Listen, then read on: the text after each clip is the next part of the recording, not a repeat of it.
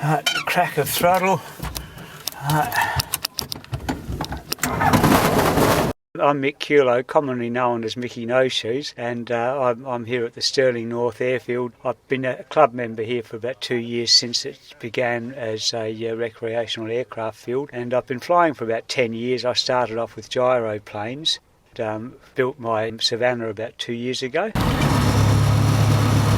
and never looked back. It's now done about 200 hours, or probably the equivalent of about 36,000 kilometres, and it's a very good aircraft. It's very good in windy conditions, rough conditions. It takes off on very short distances, 45 metres, lands on very short distances, and has a crosswind component of 27 knots. I fly every Saturday.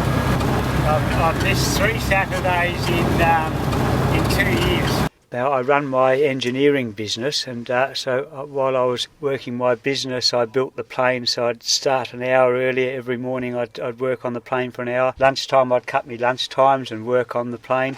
After work, I'd work till 8:30, and every weekend I'd work all weekend and build it. And it took me 7 months to complete the plane.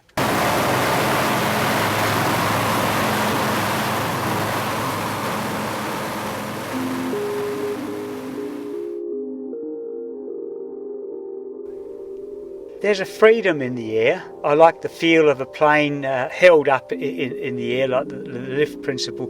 I love the feeling of flying. The distances, it feels like you're not moving yet. In no time at all, you've reached your destination. The different clouds, the effects of the weather. There's lots and lots of different experiences that each flight gives you. Every flight is basically different. This one is classified under Ultralight. There's various different categories of aircraft, from microlight, which is trikes and hang gliders and stuff, to ultralight.